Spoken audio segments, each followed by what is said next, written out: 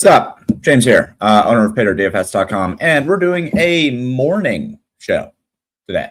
Usually we do it the night before, but we're going to be doing the Week 16 main slate talk, going over the main slate here.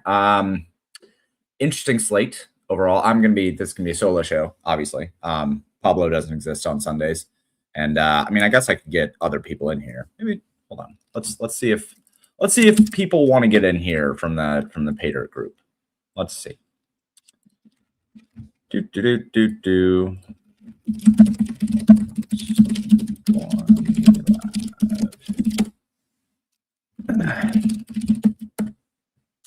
Let's see if anybody wants to join me, if anybody's available this morning. Anyway, going to do a morning show. Going to talk through the Week 16 slate. I think that the slate is pretty good for a Week 16 slate. The pricing is fair. It took all year, but the pricing is fair on wide receiver and running back at the very least. Quarterback, there's still some issues. Jacoby Brissett is just like grossly underpriced. And then tight end, obviously, everything is still underpriced for the most part. So, not perfect pricing, but like it's better pricing than we've had the majority of the year. And for Week 16 slate, like this is not a bad one. Usually I stop playing NFL during Week 16 past, right? Like I don't usually play 16, 17, or 18. You couldn't fucking pay me to play Week 18. I hate that shit. But Week 16 looks okay. Then once we get in the playoffs, then we get a whole bunch of like Thanksgiving-esque slates, right? 2-3 gamers. And that's when the real sickos are really putting the money up. So this is probably the last slate that we get that is good. Week 16 is the last slate where teams are basically like still playing for their own destiny. Week 17, I think this year will be okay because there's so much parity in the league right now. We just have a lot of teams that control their own destiny. So Week 17 might be okay. Week 18 is just going to be, as always, fucking terrible. So overall, like this slate looks fine. I'm going to go position by position, and I'm going to talk through the main leverage points at each position. We'll talk through that kind of stuff. And then I'm also going to go into the portfolio manager and do some building there. But if you have any questions, make sure to leave them in the chat, which is, I don't know what direction it's on, probably over on this side, or maybe it's down below. I don't know. Leave comments, ask questions, all that kind of stuff. Happy to talk things. What's up, Andy? Good morning. Good morning. Good morning. Ike, how you doing? Ike actually said what's up in 2 different chats. I appreciate so much, Ike. JPabs, let's fucking go. Damn straight. Go Pats. The showdown slate tonight, right? I think it's Patriots. Who the fuck is the other one tonight? Who's the other game tonight? Patriots, and that's not Week 16. Yes, it is. Who the fuck the Patriots play tonight? Oh, Baltimore. That'll be a good game. That'll be a good game. All right. So first off, let's just go here, right? If you have not checked out Pater, you absolutely should. I have already gotten my main article up. So if you want to go check out the main Week 16 thoughts and notes, you can do so. I go through team rates, I go through stacks, I go through the projected ownership, the usage, and expected fantasy points. And then I also do some portfolio manager analysis with some main slate notes and some cash game and GPP cores. But, if you want to go read that up, go ahead and go read that up. For now, though, we're going to jump into the slate and talk through some things. For best QBs using your tools, best to sort by 4X. So, yes and no. We'll talk about quarterbacks first. But I look at quarterback. There's two ways to look at quarterbacks. One, as like the main driver of your stack. Or 2, as a one-off, right? I think that like anything in between that, right, doesn't really matter. So if you're going to look at quarterbacks, the way that you want to look at them is saying, okay, what quarterbacks do I want to stack and what quarterbacks are worthy of being one-offs or like being played naked or whatever. When I look at just like this slate at large, first off, sorting my 4X, and also sorting my median, and also top 5 finish. Like Jacoby Brissett, his price tag is just fucking terrible. 5,300 for Jacoby Brissett. Not just ignoring matchup. The dude has scored, I think, 20 fantasy points every single week. He has thrown the ball 40 or more times, I think, in all but 1 week. He literally broke the record for passing attempts in a game. And they're just like, nope, don't need to raise his price. So his 4X is obviously ridiculous. If we go from simple mode to advanced mode here and we take a look at the advanced metrics as well, like the fact that he has a 14% top finish rate and is $1,000 cheaper than Goff, $1,200 cheaper than Burrow. He's cheaper than Herbert. I mean, at 5,300, you would compare him against guys like Show, Bryce Young, and CJ Stroud, who all project for more than 2 fantasy points less and 10% less top finish rate. So, like, Jacoby Brissett, his price tag is just really, really, really bad. He should be 6,500 bar none, if not more expensive. So right off the bat, Jacoby Brissett is just a terrific play. We'll talk more about that when we go to the portfolio manager, but Jacoby Brissett is just like the best play bar none at quarterback. I think his ownership will probably be around 15%, maybe 20%. I could see him kind of getting up there a little bit, but I think that him and Goff are just going to be like, you know, the main chalk here. And that's fine, right? Detroit has the highest overall team total. People really want to play all of those players. Gibbs and Amon-Ra St. Brown are both pushing 45 to 50% owned. Jameson Williams should push somewhere around 30% owned. Like, people really, really want to play Detroit stacks. So naturally, they're also going to want to play Jared Goff. I think that's fine, but I think Jared Goff's just overpriced. Like, well, okay, not overpriced, but he's appropriately priced. And when I can get a $1,200 discount on Jacoby Brissett, I'd probably rather just play Jacoby Brissett. That $1,000 is relatively valuable on this slate, especially if you don't want to go double tight end, which is fine, but you could probably upgrade from a second tight end up to an actual wide receiver or even up to a running back if you go with Jacoby Brissett instead of Jared Goff. So my main stance here is that Jared Goff is probably an okay play, but not a great play. Looking at the rest of the ownerships here, Joe Burrow is going to get some ownership against Miami. I think that's fine. He's priced appropriately. CJ Stroud is going to get some ownership against Las Vegas. He's probably the other main quarterback that I have interest in. I think when I am looking at quarterbacks here, the 3 that I'm really interested in are Josh Allen, Jacoby Brissett, and CJ Stroud, with some secondary interest in Joe Burrow, Jackson Dart, and Tyler Show. As far as quarterbacks go, that's kind of like the short list. And I'll talk about that more when we get to the portfolio manager stuff. But that's kind of like where I'm sitting at the moment. But back to this question, is it best to sort by 4X? Not necessarily. I think that it's best to look at, like, if you're in single entry, where's the ownership? Like, in single entry, I'm probably just going to play Brissett because he's highly owned and projects well. In GPPs, who do I want to stack with or use as one-offs? For one-offs, yes, sort by 3X or 4X.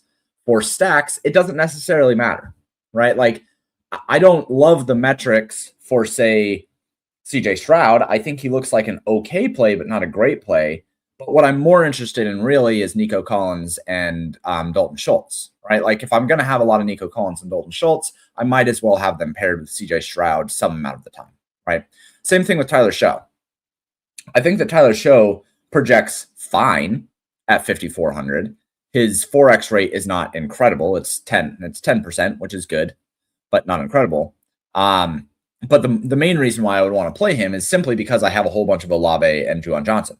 Right. So it's more about, if you're going to play them as a one-off, sort it by the value metrics. If you're going to play them for single entry, sort it by ownership. If you're going to play it for stacks, then, you know, none of those metrics really matter. All that really matters is price. So let's go on to running backs, because I think that is actually it. You know what? Let's go to overall and look at running back and wide receiver, because I think that kind of gives us the main thing that we want of the slate. So I'm just going to sort this by ownership, and I'm going to kind of let the numbers talk here for a second. Jahmyr Gibbs projected at 55% ownership. That's fucking high. That's really fucking high, considering it's a max priced running back, right? Like, 8,500 is basically the max price for a running back on any given slate, outside of Jonathan Taylor, who was pushing like 9,500. by the time that Daniel Jones ended up dying. But 8,500 max price for a running back, getting max ownership, that's just a spot that usually feels bad. The problem is he's a terrific play. Like a 49% top 5 finish rate is really, really good. 60% top 10 finish rate is really, really good. So you could argue that just based on this metric right here, 55% is probably fine. Same goes for Amon-Ra St. Brown, right? Like 41% ownership is quite high, but his ability to end up getting into these top 5, top 10 finish rates is also really high. On the contrary, DK Metcalf, who's projected for 34% ownership, does not have those same really high metrics. He's probably an okay play. He projects fine. He's 5,400. He looks like a decent value. If you sort things by, say, 3x rate, right? DK Metcalf is still decent. We usually look for somebody above 30% or so. That's kind of like the benchmark that I have that's arbitrary. But DK Metcalf is fine. I wouldn't say terrific. There's a lot of guys above him and even in the same range that I think make for better options. Like, for instance, Chris Olave at 6,500. His 3x rate is better. He's coming in at half the ownership at 16% owned. I think he probably comes in around 20% owned, but I digress. Ashton Jeanty for Las Vegas. He projects for basically the same as DK Metcalf at the same price. He's going to be 1% owned, right? So DK Metcalf is probably a little over-owned. Cortland Sutton, another good example. For $300 more, you get somebody who projects the same, has basically the same 4x rate, the same 3x rate, can be half as owned. And it's, just as good of a matchup against Jacksonville. So I don't love DK Metcalf here, and the metrics kind of bear that out as well. Jameson Williams is another instance of that. Now, the difference with Jameson Williams is that at 6,400, like in that spot with Detroit, I think that it's fine to have some. But again, when you sort things by ownership and you're looking at this, I think that anybody who just like, if all that you were looking at was just like these guys, right? You have this really high ownership. It's very clear that there's a high tier ownership. And then you just look at the value metrics and you look at the top finish rates and you're like, two of these things are not like the others. I'm just not super interested in jamming those guys in. Furthermore, when I look at all of this and I look at the ownership here, we have 3 Detroit guys: Jahmyr Gibbs, Amon-Ra St. Brown, and Jameson Williams. And then I excluded Jared Goff there, but Jared Goff is projecting for about 15% ownership as well, right? So we have a lot of Detroit ownership. And one of the things that I was focusing on and that I cared about earlier when I was building things out is like, I want to make sure that I don't have Gibbs and Amon-Ra St. Brown in the same lineup. Again, max price running back, max price wide receiver at max ownership. Both of those situations, just in a vacuum, not even considering one and the other, are not spots that I just love to be exposed to. So when I build things out in the portfolio manager, one of the things that I was focusing on was like, I want to make sure that I don't have Gibbs and Amon-Ra St. Brown in the same lineups. I'm fine with having them as individual plays, but I don't want them in the same lineup. Similarly, I don't want Jahmyr Gibbs and David Montgomery in the same lineup, right? Like it eats into that second standard deviation ceiling that is necessary to win GPPs. Jameson Williams and Jahmyr Gibbs is probably a bit better because Jameson Williams is not max price, right? And he also just fundamentally gets there in a different way. Both Gibbs and Amon-Ra St. Brown usually end up needing to have volume, whereas Jameson Williams can get there on like 3 bombs, right? So just some housekeeping notes. I'll talk about it more when we get to portfolio manager stuff. But I wanted to note that Detroit, I think that having 2 of the 3 main ownership guys here is fine. If you have Amon-Ra St. Brown and Jameson Williams, you probably want to pair that with Jared Goff. If you have Jahmyr Gibbs and Jameson Williams, I think that that's just fine. And I would avoid Jahmyr Gibbs plus Amon-Ra St. Brown. I think that's just too much ownership and too much salary to be dedicating. Hey, James, what would you say is an appropriate range for Goff and exposure in 150 set? I'd probably just stay with the field or a little bit under, maybe like 10 to 15%. I think it's mostly just tied, though, to how much Amon-Ra St. Brown and Jameson Williams you have. I don't think that you need to have a bunch of Goff on this slate. But if you have Amon-Ra St. Brown and Jameson Williams, I think you should probably have Goff in those lineups. So it's more of just a function of like, how much of that combo do you have? That's how much Goff you should have. That's the way that'll go about it. So that was the breakdown of all this ownership, right? The other main thing that I would say about all this ownership is like, where can we get leverage on these things? So Jahmyr Gibbs, Amon-Ra St. Brown, Jameson Williams.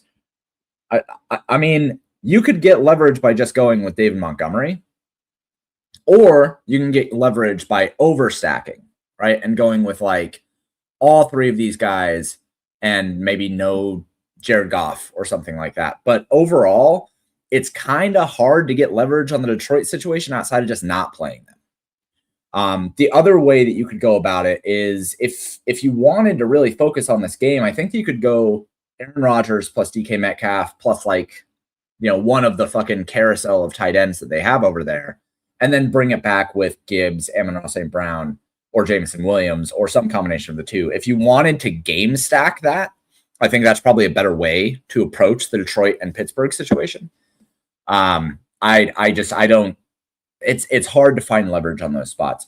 For DK Metcalf, I think that the thing that you end up doing is probably just playing more Kenny Gainwell, whatever. I don't mind that. 5,100, he's going to get a little bit of ownership, but he projects pretty well, and he's like a very clear value, right? 14% 4X rate is pretty good. And then Jamar Chase at 8,600. Again, max price wide receiver. However, not max ownership, right? So if you look at Jamar Chase at 8,600 versus Amon-Ra St. Brown, if you can get Jamar Chase for 15% less ownership, that just makes him a better play in a vacuum. And that Cincinnati-Miami game, actually, I think is a little bit tasty. I know that people say that Ewers sucks. I don't know if Ewers sucks. I don't watch college ball, so I'm told that Ewers sucks, but I also think that like Devon Achane doesn't suck, and like Jalen Waddle is okay, and Waller has kind of balled out. I don't know. Maybe Ewers is just like too cheap, and probably is somebody that we maybe should have a little focus on. What's up, baby? The Yeti and the Kaiju, probably in your bed. Go check your bed. My child is adorable. He's looking for his Kaiju and his Yeti.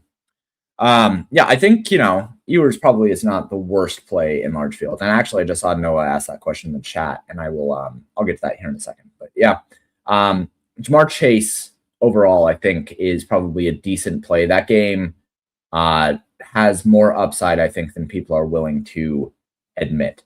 And then after that, you kind of, you have a lot of guys who have ownership. Mark Sutton, Javonte Williams, Chris Olave, Kenneth Gainwell, like it. All these guys are going to have ownership, but none of these guys are going to like decide the slate, right? The slate is decided by what these guys do and how many fantasy points Jahmyr Gibbs has, and if DK Metcalf can end up being the mid-range wide receiver that you need, and if Jamar Chase is the other pay-up that you need, or if it should be like HN or something like that, right? This group is going to decide the slate. I think that all of these are good, fair plays. And when I run the portfolio manager, you'll see that I end up with quite a few of them. But I think that you have to manage the way that you use them together. So this slate is very much based on them. If playing the Saints defense, how many more skill players max? You mean like if you're playing the Saints defense, how many skill players against that defense, or how many skill players with the Saints defense? If you want to expand on that. For deep field, are we thinking Ewers is must play alongside Achane? Like if Achane gets there at his price, is he doing in a way that prevents Ewers from being number one value? So I don't think you have to pair Achane with Ewers. I think you can, because Achane is still going to have like his receiving volume, but I don't think that you have to pair him by any means. He's fine. He's not a terrific. Okay, yeah. So with Saints DSC, how many max Saints overall? It depends. I think that the Saints defense is probably like a fine play, but I prefer the Saints position players, if that makes sense. So I don't really look at like the Saints defense with the Saints position players is like a question that I'm having. It's more of a question of like, do I just want to use the Saints defense? And if I do, then do I want to have anybody from the Jets on the other side? Because I do like Adonai Mitchell a lot, and I think the Breece Hall is not a terrible play. Y'all got to remember that even though the Jets suck, the Saints run at like the fastest pace in the league. There's going to be a lot of plays in that game. So I think overall that I prefer the Saints position players more than I like the Saints defense. I'd rather just punt defense, as I always do. I know that the Saints defense is going to be highly owned, and I get that, but I'd rather just use the Saints position players. Okay, so we've talked through these things. Let's talk through some values here really quick that the models like, and then we'll get onto the portfolio manager and we'll build out, go through a little build process as I finish out my coffee. Also, do I like AD Mitch as a run back? I just like Adonai Mitchell a lot as is, just overall. He looks like really strong value. So if I'm sorting by 4x here, actually, let's sort by 3x. Sort by 3x. So top overall values, Jahmyr Gibbs and Amon St. Brown. Like I said, split these guys up. I think they're great plays. Just don't play them together. Kenneth Gainwell, 5,100. I think that's fine price. I'd like him to be projected a little bit more, but his ownership is not going to be massive. So whatever. The big deviation that Paydirt has versus the rest of the industry that I have seen is that Kansas City looks like a terrific value. Xavier Worthy projects as a strong value at just 11% ownership. Hollywood Brown projects at 6% ownership and also a strong value. Travis Kelce, I think, looks like pretty decent play. Juju Smith-Schuster is there. Oh, yeah, I removed tight ends from this, but Travis Kelce looks like a pretty good play.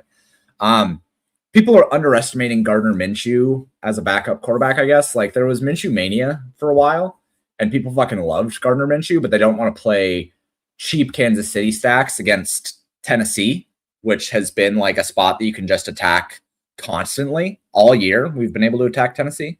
And so I'm surprised that we're not seeing more ownership on Worthy and Brown and Kelce. Because we're not. Like, all three of those guys are going to come in less than 15% owned on a slate where you kind of need value, right? Like, most people are going with double tight end builds, but you can get away with going with Xavier Worthy at 4,400 and Hollywood Brown at 3,900 in the flex rather than going with double tight end. I also think that you can end up going with like Travis Kelce in part of your double tight end stack and making it so that you get some more exposure there. I just think that the Paydirt models and the portfolio manager, when I run in a second, say that Kansas City is a spot that we should be paying attention to. Outside of those, I understand not wanting to play Genty. I get it because 5,600 against a good run defense, blah, blah, blah, but he does still project fine and he's not going to have any ownership. So if you're looking for a mid-range running back, you could do worse there. Sutton, Adonai Mitchell had 10 targets last week, gets an up-pace matchup against New Orleans. I think that's a fine play, and he's going to have like no ownership. So at 4,500, I think he's pretty strong. We have DK Metcalf. We have Trey Harris, which I don't love. I would probably just not have him in my pool. James Cook is another one that I'm getting a lot of when I run things, and he's not like on anybody's radar. So that's kind of like the value plays, but let's go ahead and go to the portfolio manager to break down like how things actually look. I'm just going to load everything from the database. I'm not doing anything special here. I'm just grabbing 1,000 lineups that have a minimum salary use of 49,000 and just loading everything up. Okay. Oh, new thing. So we now have a projections management tab, which allows you to go in and make adjustments to projections or ownership or teams. If you think that the ownership for Jahmyr Gibbs is a little bit too high at 55%, you could always make a change here. This is a new function that you can use. I don't need to make any adjustments here because they're using my projections. But, if you need to make adjustments, you can do that in the new projections management tab. Okay, so let's take a look here. First things first, I'm going to go through and do a little globals management here, but let's just take a look at like in the top 1,000 lineups here. Let's just see what we get. So first things first, we get just a shit ton of Jahmyr Gibbs. You might as well just lock him. If you're getting like 97% of him in 1,000 lineups that come down from the database, you might as well just lock him. Projected ownership is 55%. That's not going to be enough for how good of a play he is. So might as well just lock button Gibbs here. Harold Fannin shows up a lot, 61%. What you'll see if you look at this, like just very clearly, Juwan Johnson and Harold Fannin are like the portfolio manager's combo here for 2 tight end. I'm fine with that. We'll talk about it a little bit more here in a second when I talk about how I want to handle Juwan Johnson and Chris Olave being in lineups together. But overall, you're going to see a lot of these guys together. Jacoby Brissett, 45%. Models love him. So he's just like the baseline quarterback that you should start with. Jameson Williams, we get quite a bit. We prefer him. The models prefer him over Amon-Ra St. Brown, even though they think that Amon-Ra St. Brown is about owned what he should be. We get more Kenneth Gainwell than the field. We get a lot more Hollywood Brown, and we get a lot more Xavier Worthy, right? So 25% Xavier Worthy in 1,000 lineups, 30% Hollywood Brown. We're lower on Bijan Robinson, but still pretty good exposure there. And then let's see. Oh, there's one, right? Jamar Chase. We only get 3% Jamar Chase. So he's projected for 25% owned. And the portfolio manager only really wants him in 3% of 1,000 lineups. That just should tell us we're pretty much off of him, right? It would much rather just focus on Jahmyr Gibbs, Jameson Williams, Amon-Ra St. Brown, and Bijan Robinson as like the pay-ups here. So let's just do some general global stuff here, right? First off, let's just say that I want only lineups with a positive edge. And let's see, is there anything else that I want to do here? Probably not. Let's just start with that, right? So that removes just over 100 lineups. Happy with that. Cool. Fine with me. Next thing. So next, I want to, again, like I was saying, we have a lot of Jahmyr Gibbs with Amon-Ra St. Brown. So I want to reduce that combo. So I'm going to go into the conditionals manager for combos, and I'm going to say we're going to replace Amon-Ra St. Brown in lineups containing Gibbs with players who are within $500 of Amon-Ra St. Brown. So for those of you who have not used the portfolio manager yet, this is a relatively new function. And what this is going to do is it's going to look into the projections and find players who are within $500 of Amon-Ra St. Brown and within close in projection as well, and replace him if he's in a lineup with Jahmyr Gibbs. Now, when I hit this, it's not going to remove all of them because there are going to be certain times when it just can't find a replacement, right? So we still have him in a handful of these. Actually, I'm just going to make sure that that procced because sometimes it'll slip up. Yeah, so we still have quite a bit here. However, if I go and analyze players, we should see that we have a little bit less now. Yeah, okay. So that took our Amon-Ra St. Brown down to 11%. Remember, he was about 40% before. And it probably pulled up our Jamar Chase, right? Yeah, so we got a little bit more Bijan, and we got a bit more Jamar Chase, right? So now we're in line with the field with Jamar Chase. And I'm fine with that. I'm fine with having Jamar Chase in lineups that have Jahmyr Gibbs as a removal of Amon-Ra St. Brown. Now, like I had said, I want to remove all combos of this. So the next thing I'm going to do is I'm going to go into the conditionals manager, and I'm going to remove lineups containing Amon-Ra St. Brown, where they also contain Jahmyr Gibbs.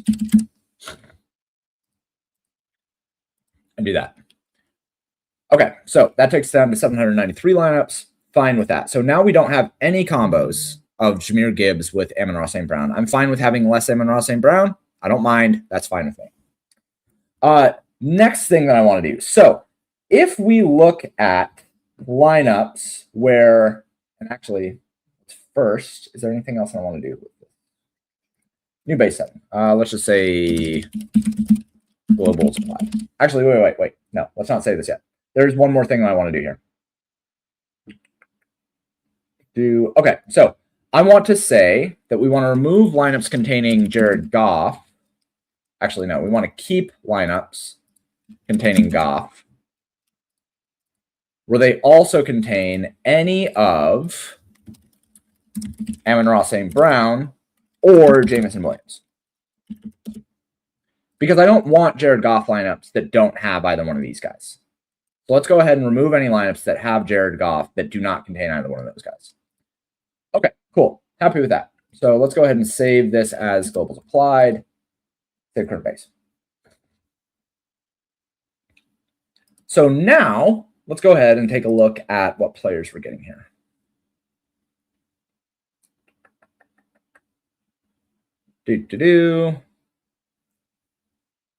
Sometimes it takes a second after rerunning that stuff. All right, so still 95% Gibbs. Happy with that. Whole bunch of Fannin, whole bunch of Juwan Johnson. Jamar Chase about in line, sure. I'm going to just be way under the field on Amon-Ra St. Brown. Yeah, I only have 2% now. And that's because we removed any lineups that were like Goff, or we only kept lineups that had Goff if they also had Amon-Ra St. Brown and Jameson Williams. Right, so we're just going to be way under the field on Amon-Ra St. Brown, and I'm fine with that. We still have a whole bunch of Bijan Robinson. We still have a whole bunch of Jamar Chase. Like, we still have quite a bit of ownership. You can see we still have quite a bit of ownership here. So if I were to just be like, all right, this is fine. I'm going to recalculate the diversity really quick, and then I'll also recalculate stacks, and then I'm going to take a look at single entry stuff.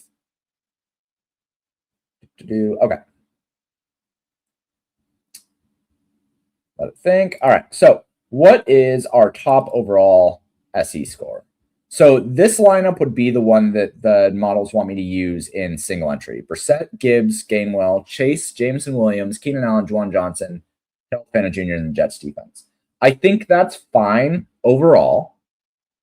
Keenan Allen looks like a strong play. Jamar Chase has plenty of ownership. Gibbs ownership. Jacoby Brissett is the best quarterback on the slate. Kenneth Gainwell looks like a good value. Jameson Williams is better than Amon-Ra St. Brown.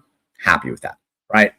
Any of these kind of like top 5 lineups I think are worthy of playing. It's a lot of shifting back and forth between Bijan Robinson and Jamar Chase. So let's really quickly just say, how would I want to do this? Let's just take 7, 3,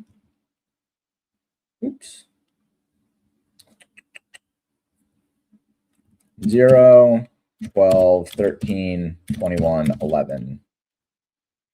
Yeah, let's just say those. We're going to add those to the custom export, and we're going to take a look at the exposures that we get for those players specifically. And then I'm going to want to go through and trim things and take a look at a portfolio. Adding those to custom export. Okay, so let's take a look at the export base really quick and analyze here.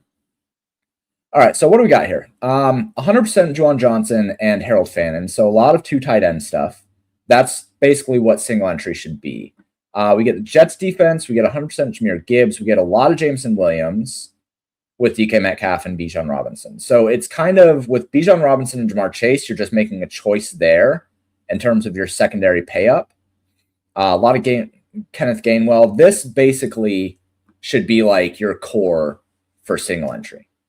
I'm partially using Jacoby Brissett. I think that he's the best quarterback here, but like these guys overall, this is where the model wants to sit in single entry. All right, so let's go back to the portfolio here and do some portfolio trimming and get a look at how I would look in a portfolio. So the first thing that I want to do, I'm at 759, and I think that that's probably fine. Let's just go ahead and stratify this on diversity and see how it looks. And just see what our exposures are, see what our stacks are, stuff like that. Ooh, some Justin Herbert. So first, let's look at stacks. Bunch of Jahmyr Gibbs, obviously. Or first, let's look at players. Harold Fanta and Juwan Johnson. So one of the things that I wanted to point out here really quick with Juwan Johnson, I know that I'm going to have quite a bit of Chris Olave as well, too, right?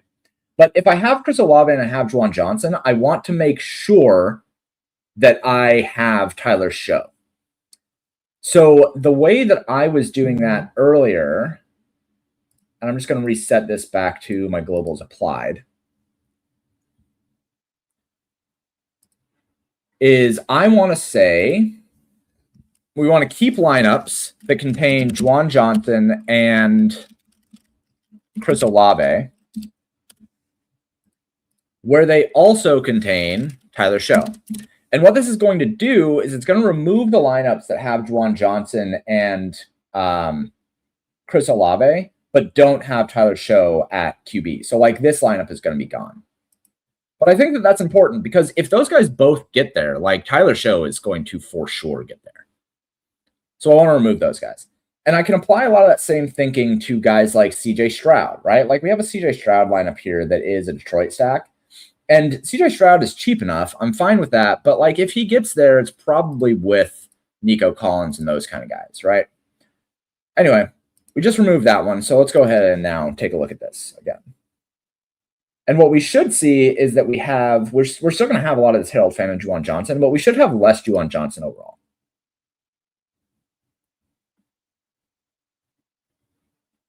Yep, so 40% now. Held fan and 61%. And if you wanted to, like, let's go back here really quick and see what lineups look like without two tight end. Because I think that that's worth looking at. To do that, we'll go into position filtering and we'll go into flex and we're going to filter on position. And we're going to say that we are happy with running backs and wide receivers and run that. And that could sort of 450 lineups. But I think that that is worth looking at. So what does that give us?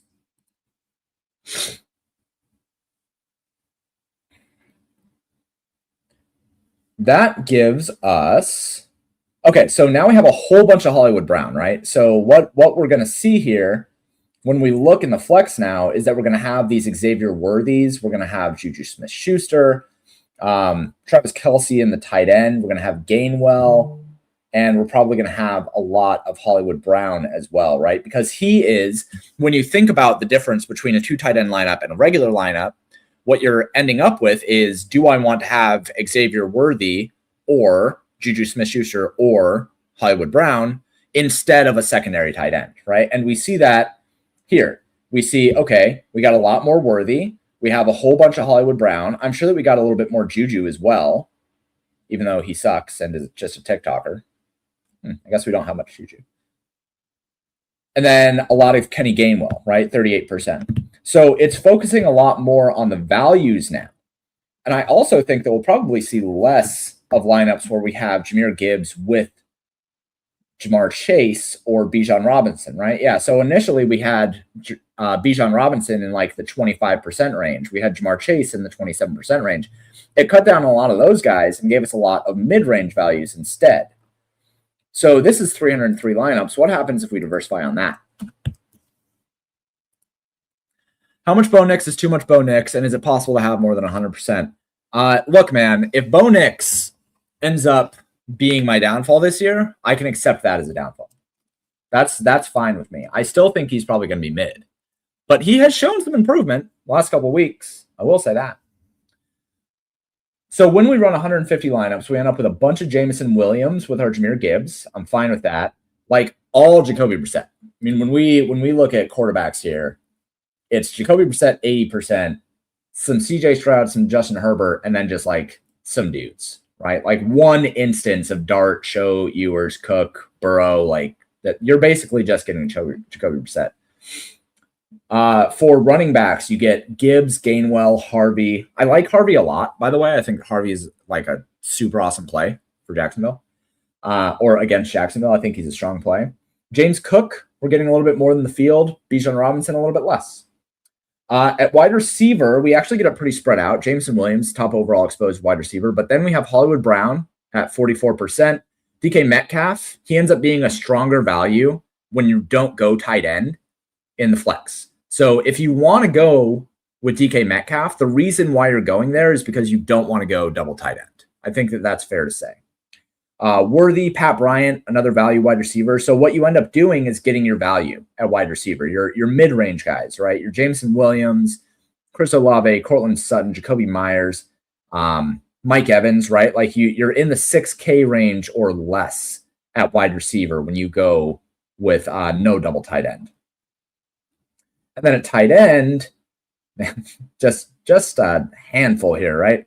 Harold Fannin Jr., Juwan Johnson, Travis Kelce, and it's pretty spread out overall. But tight end is not where you're going to make or break. So if I were to say where you should probably be here, lock Jahmyr Gibbs. Jacoby Brissett is a terrific play. If you're not going with Jacoby Brissett, you're just choosing whatever quarterback you're stacking with. And then mid-range for the wide receiver or less. That's mostly what I think you should probably be doing today. So I think that's probably going to do it for me. I wanted to show off a little bit of the portfolio manager stuff. We went through on the values and the ownership. If you guys have any questions, feel free to ask them. But I need to go get in bets because we're almost to 100 units in bets. I'm super stoked on it. I have this whole guy here, right? Like we're almost there. We're almost to 100 units. We're at 95. We're at 95 units right now. So I need to go get my bets in and make sure that that everything gets there and we hit our 100 units. Otherwise, that's going to do it for me. I hope that everybody has success on this slate. I think is 555 milli still open? If it's still open, I'll go put one in the 555.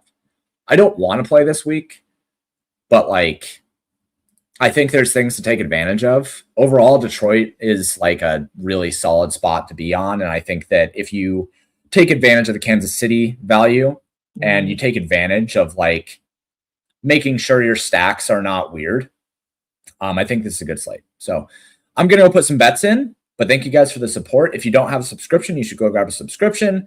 If you love me, then thank you. I appreciate it. Thank you for the support. And, if you have any questions, reach out in the Discord. My name is James. This has been the Slate Talk, and I will talk